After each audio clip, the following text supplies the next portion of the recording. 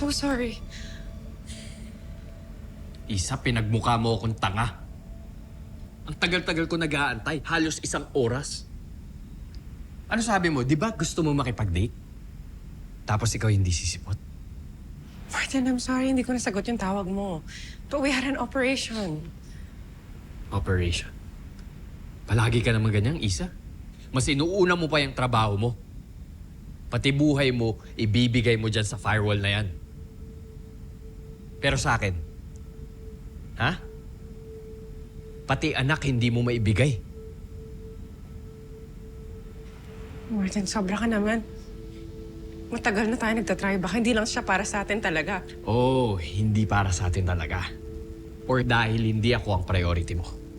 Alam mong hirap ka magbuntis, di ba? Tapos lalo mo pang isinusubsob yung sarili mo dyan sa trabaho na yan. Sorry, I'll pick it up to you then. Really? Isa lang paraan para makabawi ka sa akin, Isa. Ano? Mag-resign ka. What?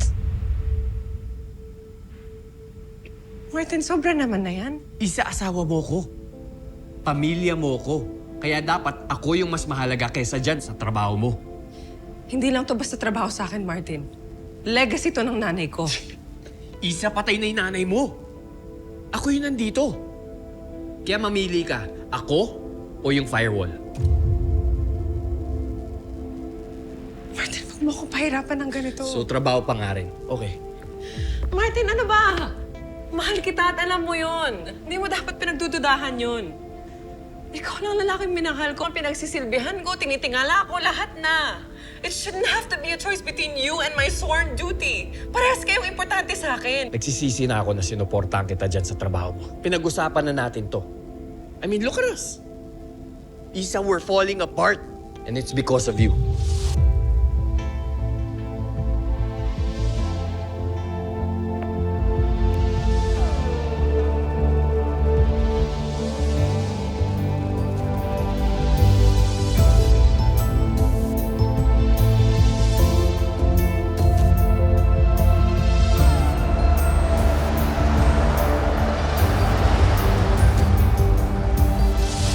Hello? Asan ka? Kita tayo? Kailangan kita. Sama ng loob ko kay Easy. Okay, sige. See you.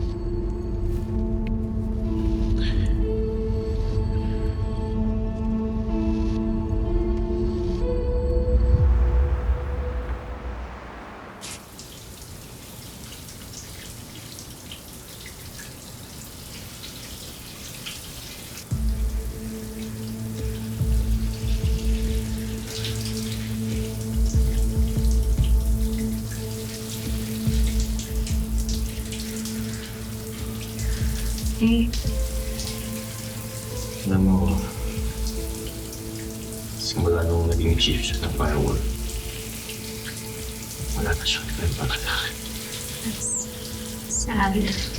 But that's why I'm here. To be with you.